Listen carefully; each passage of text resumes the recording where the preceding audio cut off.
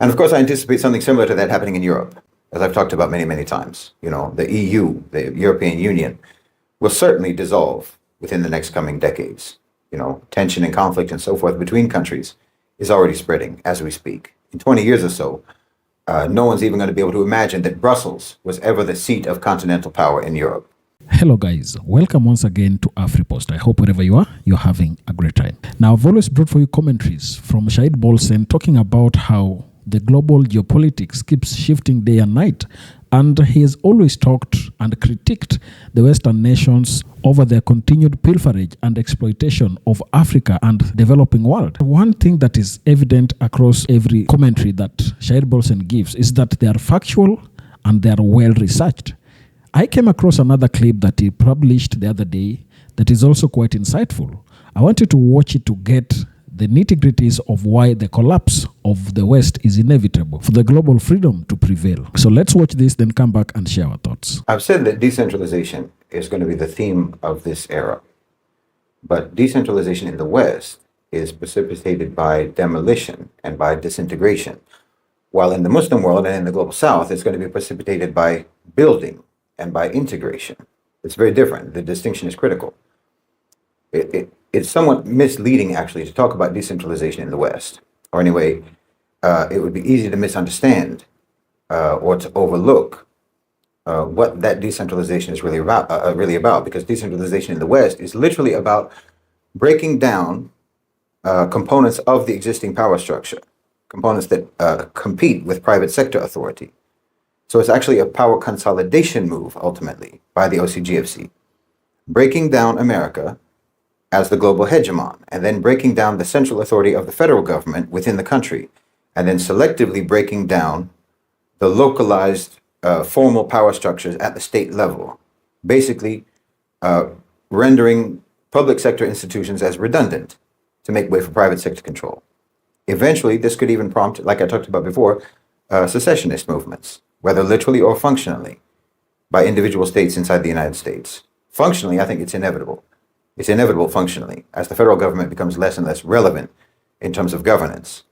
So you're going to have individual states in America acting more or less like independent states, independent entities, independent countries, and then some states will even be regional hegemons within the territorial United States. That's already the case, to be honest. I mean, California, Texas, New York, and so on. These are basically domestic hegemons within the United States. So it's not a huge leap to go from that to individual American states conducting their own foreign policy and so on, and really operating like independent countries. And of course, I anticipate something similar to that happening in Europe, as I've talked about many, many times. The EU, the European Union, will certainly dissolve within the next coming decades. Tension and conflict and so forth between countries is already spreading as we speak. In 20 years or so, no one's even going to be able to imagine that Brussels was ever the seat of continental power in Europe.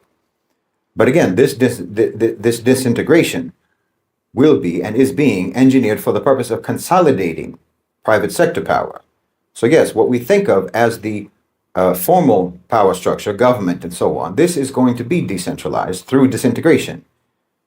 But the entirety of the West, America, the UK, and Europe, and so forth, are going to be brought under the domination of the a-national OCGFC, the owners and controllers of global financialized capital who are non-nationalistic. It's a stateless imperial power that, as of right now, actually does represent the only real global hegemon. As of right now, the OCGFC are the unipolar superpower in the world today. See, there's been a creeping capture of state power in the West by corporate power. That's something that a lot of people fail to notice, or to fully understand anyway.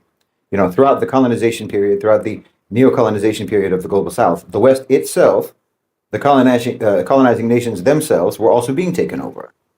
It turns out that the pillagers who looted Africa, Central and South America, the Middle East and Asia and so forth, they just turned out to be serfs themselves. It's like a bank robber being taken hostage. You come back from your crime spree in the global South only to find yourself being enslaved by your own accomplices. That's what's going on. So in a way, decentralization in the West isn't decentralization at all. It is consolidation. It's demoting every existing nationalistic power center and bringing them all under the totalistic overarching control of the OCGFC. But as I talked about last time, for the population, there will be, or there has to be, some sort of ground up decentralization whereby communities build their own localized systems to take care of themselves, and these systems could have the potential of actually breaking away from the corporate control system.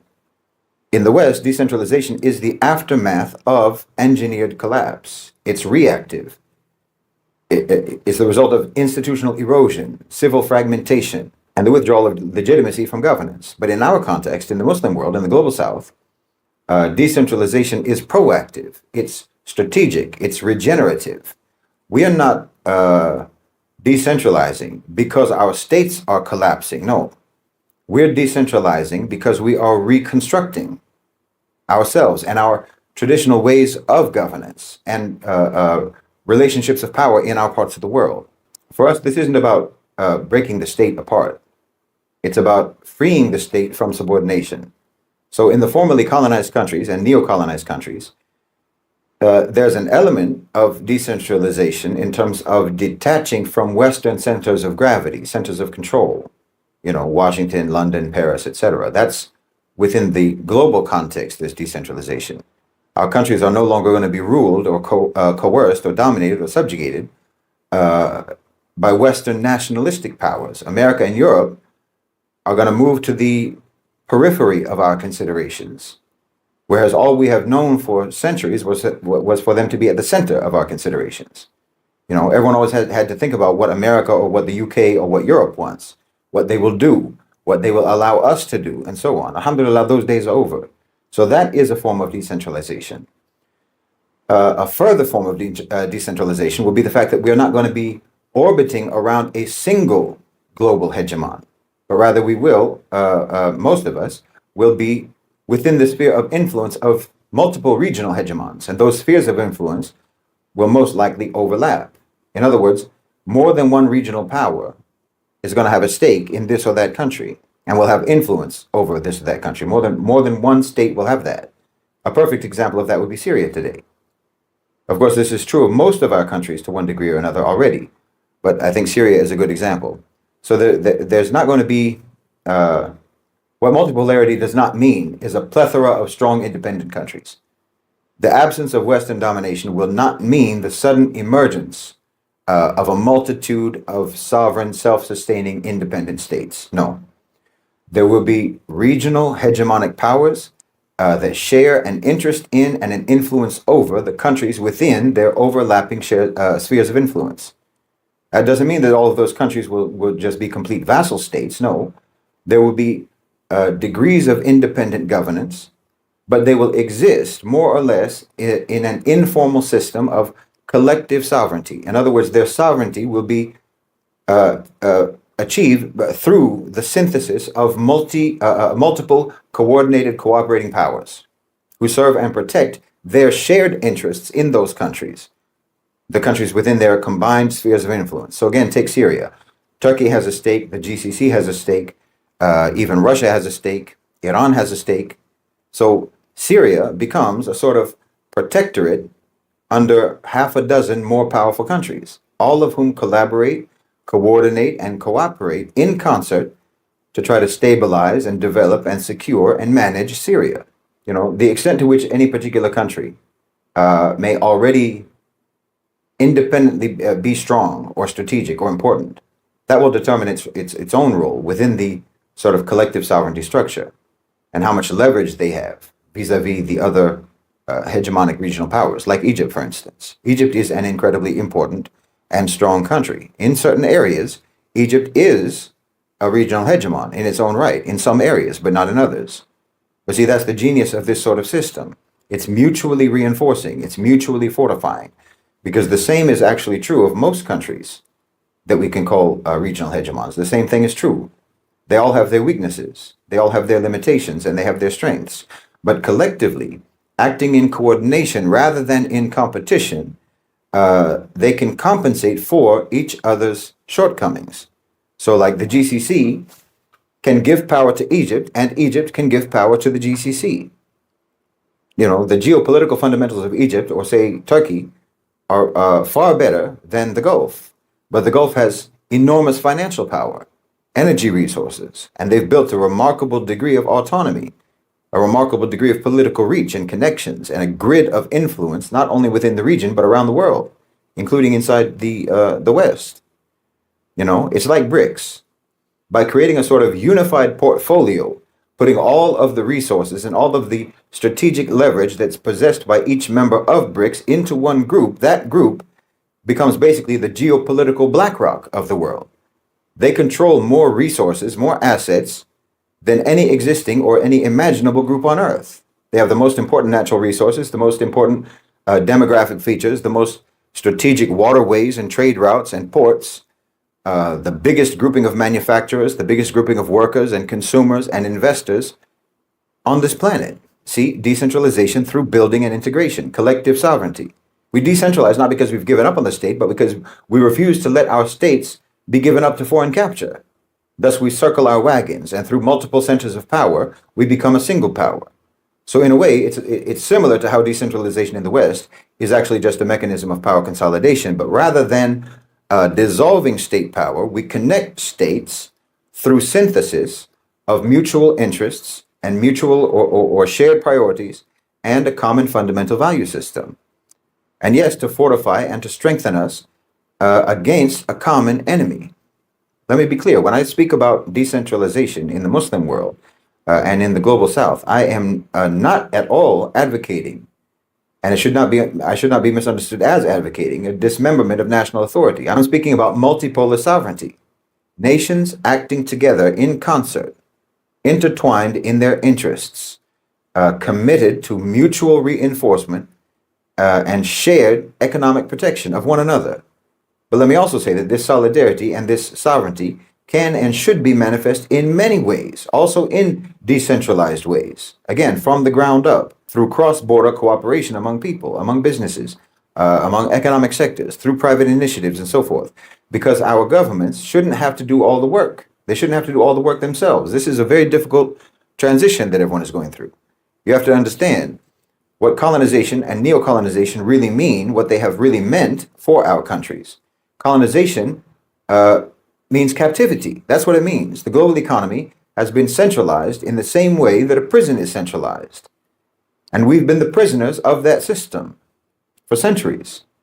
And we need to organize a prison break. That's what's going on. In a prison break, you need everyone to work together. Not only work together, but also be capable of working independently. Everyone has to do their job. You have to be able to rely on everyone to do their job. You can't negotiate your freedom from your jailer, so you have to tunnel out. And that needs diggers, that needs watchmen for that. You need your tools for that. You need a getaway car and so on. Everyone's got to do their job, and everyone has to be, you have to rely on everyone to do their job. So we're drawing a map of our escape plan. The global economy is not open and inclusive. Until now, most nations in the world are not truly in the global economy. They're inside the global economy the same way that a detainee is inside of a facility. They're embedded within the architecture, but not as participants, as captives. Their captivity is imposed through a structure of needs that they cannot meet without foreign permission, without foreign currency, without foreign capital, without meeting following foreign regulations. It's the illusion of participation. Being connected to the global system is not the same thing as being a participant in the global system. Access is not sovereignty. It's like thinking that if the prison gives you access to certain privileges, it's the same thing as being free. No. Those are nothing but levers of control over you. That's why they give you those privileges. The ability to trade, the ability to borrow, to import and to export and so forth. These aren't signs of power or freedom. They're very often markers of dependency itself. Globalization has made captivity look like participation to a lot of people, but that's not what it is. I mean, take the price of fuel, say, in countries like Nigeria or Pakistan. It's not determined by their own production or by their own consumption. That's not what determines the price. The decisions are made in Washington, what the price is going to be. When the U.S. Federal Reserve adjusts interest rates, the economic consequences cascade across the global South. In Abuja and Karachi, they feel the tremors before the ink is even dry on the minutes of the Fed meeting. Central banks in their countries scramble to try to curb inflation, not in response to any local realities that cause that, but because of the whims of foreign capital. That's captivity. The same is true with food. Nations across North Africa and the Sahel import the majority of their food staples. Their ability to eat depends on container ships, depends on insurance premiums, and it depends on commodity exchanges that are located in cities that their populations will never visit. A disruption in the Red Sea, a bottleneck in the Bosphorus, a price spike in Chicago, in the Chicago future markets, makes them go hungry. Their sovereignty is replaced with dependence, and they call it development. Even national economic policies are not drafted for the people of the country itself, but for the approval of ratings agencies. Ratings agencies in New York or in London or what have you, to please Moody's or Fitch or to please the IMF. Governments are pressured into austerity measures, cutting public services, selling off what little remains of the commons. The right to borrow on international markets becomes just a noose, tightening with every downgrade, with every IMF negotiation, with every foreign investor's quarterly report. And if any country dares to try to break free from this arrangement, if it even attempts to define its own terms, well, the punishment is swift. Access is revoked, just like a prison revoking prisoners' privileges. Sanctions are imposed, isolation is enforced, just like being thrown into solitary confinement. Yeah, you've got solitary Zinzana cells in the global economy too. The message is clear. If you want to be a part of the global economy, if you want to engage with the global system, you can only do it on the terms of the West. So you can't even begin to talk about sovereignty of any kind as long as you are in any form of economic captivity. Economic sovereignty is the prerequisite for political independence. Economic captivity is the condition in which a state or a region or a people cannot meet its basic material needs, food, water, shelter, energy, health, so on and so on, without external systems granting access or enabling provision.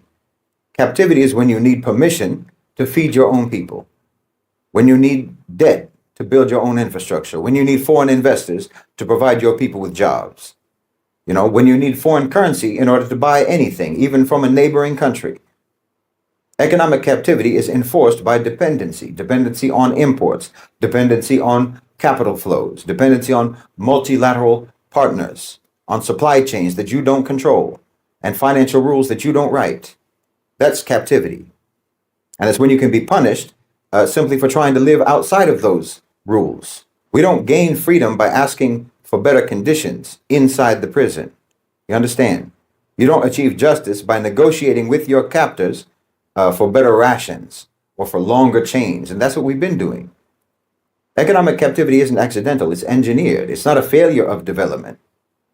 It's the intended outcome of the system that was built not for your development, but it was only built to undermine and to control you and to make sure that you didn't develop. The global economy has been utterly and completely corrupted and deformed by Western greed, by Western predation, and by parasitic pillage. They have never operated in the world, in fact, like they're even a part of the human family, let's be frank. They have operated in this world like some sort of alien predator that has just come down to drain the sweat, blood, and tears of the human race and to ransack the planet's resources. That's how they've acted. Like they have somewhere else to go when it's all been depleted. I mean, we have to be honest about this. We have to confront the fact that the West has operated with absolute malice, with absolute contempt for the whole world. Not today, not yesterday, but literally for centuries. And there is no remorse, there is no repentance, there's no rehabilitation. Literally, the only thing that has changed now, today, is that now their malice and their contempt has made them turn on their own nations. They haven't reformed, they're just repositioning.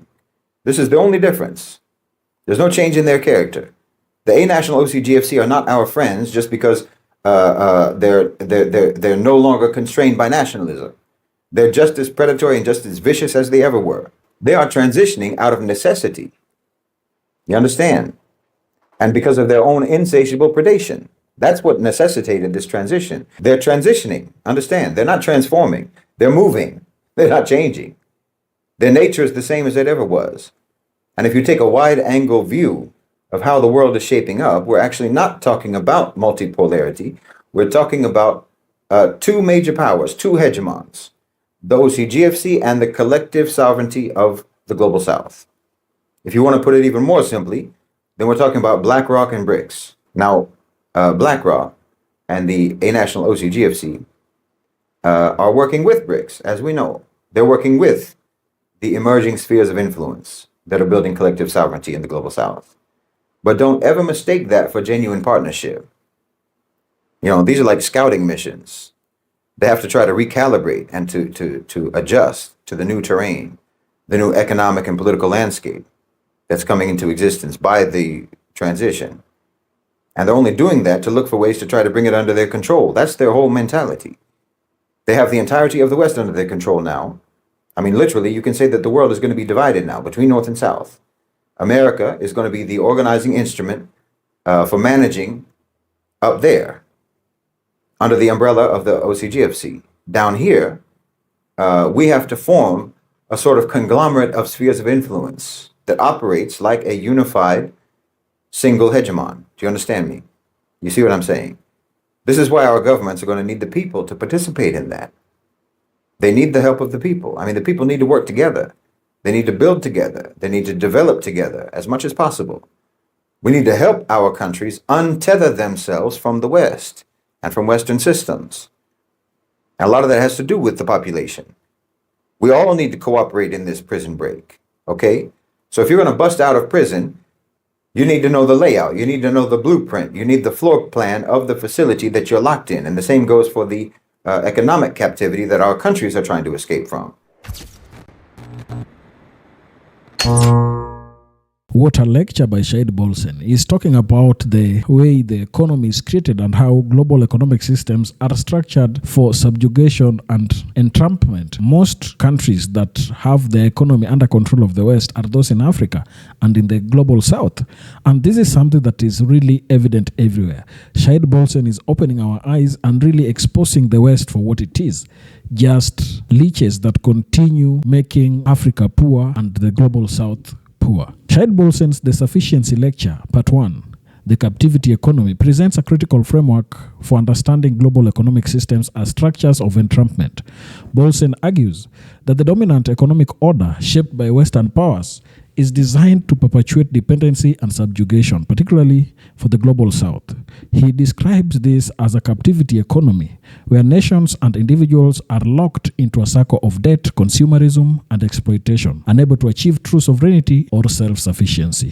Bolsen traces the roots of this system to historical processes like colonialism, which extended wealth from colonized regions to fuel Western prosperity. He contends that modern financial institutions such as the IMF and the World Bank continue this legacy by imposing debt-based models that prioritize Western interests. These mechanisms ensure that developing nations remain tethered to global markets, unable to break free due to structural adjustment programs and conditional loans that enforce austerity and resource extraction. Central to Bolsen's argument is the concept of sufficiency, which he contrasts with the relentless growth demand by capitalism. Sufficiency emphasizes meeting essential needs, food, shelter, security, without succumbing to consumerist excesses or external control. He critiques the global economic architecture for undermining local economies, forcing reliance on imports and multinational corporations. This dependency erodes cultural and economic autonomy as nations are coerced into aligning with Western agendas to access resources or markets. Bolsen also examines the psychological dimension of a captivity, describing how consumerism and media manipulate desires, trapping individuals in a circle of artificial needs. He argues that this engineered dissatisfaction prevents people from pursuing meaningful, self-determined lives. For Bolsen, escaping this captivity requires a strategic reorientation towards collective self-reliance, prioritizing local production and regional cooperation over integration into global markets. He calls for a radical rethinking of development, urging communities to resist Western-imposed models and reclaim agency. This involves fostering economic systems that serve human dignity rather than profit,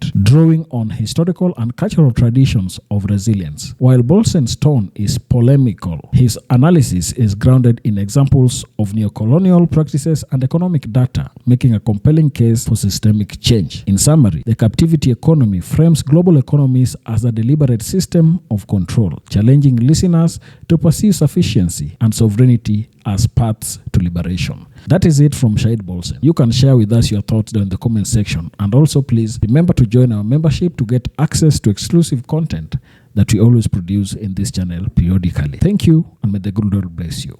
Goodbye.